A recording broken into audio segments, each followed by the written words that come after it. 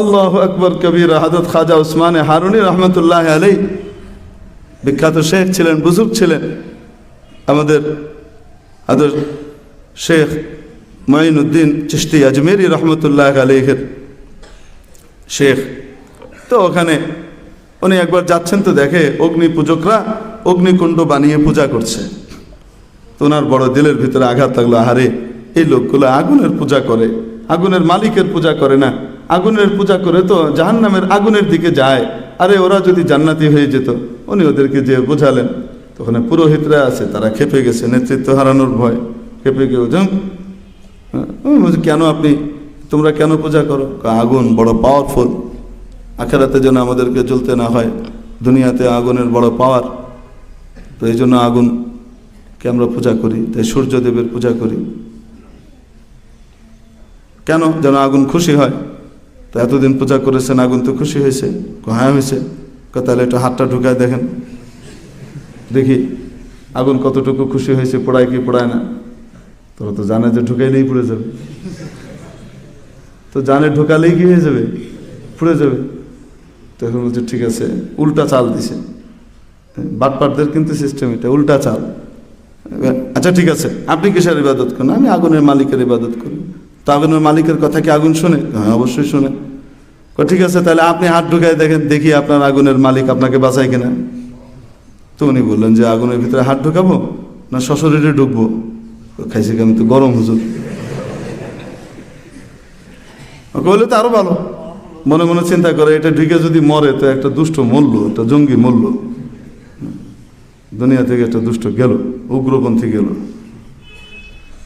তো এখন হযরত খাজা উসমানে হারুনি রহমতুল্লাহ আলাইহি আল্লাহর নাম বলে বিসমিল্লাহ বলে আগুনের ভিতরে ঢুকে গেছেন। পুরা অগ্নিকুণ্ডের ভিতরে ঢুকে গেছেন, দাও দাও করে আগুন জ্বলে। কেউ কেউ তো হাই হাই করে উঠলো, এই মোল্লা কি পাগল, এটা কি করলো?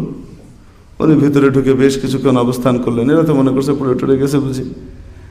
যখন এদের নিশ্চিত বিশ্বাস মৌলবী আত্মাহুতি দিল একটা খামাখা এটার জন্য, তখন উনি আল্লাহর নাম নিতে নিতে আলহামদুলিল্লাহ পড়তে পড়তে ভিতর থেকে বেরোয় আসলেন। আগুন একটা পশম, একটা চুল পর্যন্ত পোড়ায় নাই। উপস্থিত যারা ছিল এদের অধিকাংশ মুসলমান হয়ে গেল। তো এটা কিসের শক্তি? বান্দা যখন মাওলার হয়, মাওলা তখন বান্দার হয়ে যান। আর বান্দা মাওলার হওয়ার তরিকা হলো আল্লাহর নবীর তরিকার উপরে নিজের জীবনকে উঠানো, আল্লাহর নবীর সুন্নত দিয়ে নিজের জীবনকে সাজানো, আল্লাহর নবীর তরিকাকে পরিপূর্ণভাবে ফলো করা। নিজের ব্যক্তি, নিজের পরিবার, নিজের সমাজ, নিজের রাষ্ট্র, সর্বক্ষেত্রে নিজের ব্যবসা প্রতিষ্ঠান, অফিস আদালত, সব জায়গাতে নবীর তরিকা, নবীর তরিকা, নবীর তরিকা। আল্লাহ নবী এটা কিভাবে করতে বলেছেন, আল্লাহ নবী এটা কিভাবে করতে বলেছেন, আল্লাহ নবী এটা কিভাবে করতে বলেছেন, নবীজি কিভাবে করেছেন।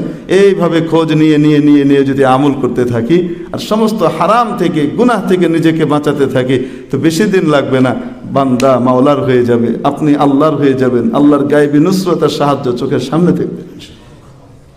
তো আল্লাহ তাআলা আমাদেরকে এই পন্থাই বলে দিয়েছেন, কুল ইন কুনতুম তুহিব্বুনাল্লাহ,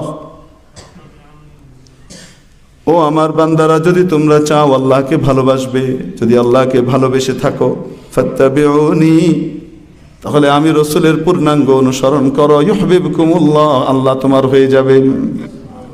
আল্লাহ তোমাদেরকে ভালোবাসবেন, আর আল্লাহ যাকে ভালোবাসেন তার গুনাহ থাকে না। ওয়াগফির লাকুম যুনুবাকুম আল্লাহু গফুরুর রহিম। আল্লাহ তাআলা আমাদেরকে তার হাবিবের প্রকৃত অনুগামী, অনুসারী, প্রকৃত ভক্ত হওয়ার এবং প্রকৃত মুত্তাবি হওয়ার পরিপূর্ণ অনুসরণ করার তৌফিক আল্লাহ তাআলা নসিব করেন। ওয়া মা আলাইনা ইল্লাল বালাগ। 4 রাকাত ক্বাবলা জুমা সুন্নাত পড়ে নিই।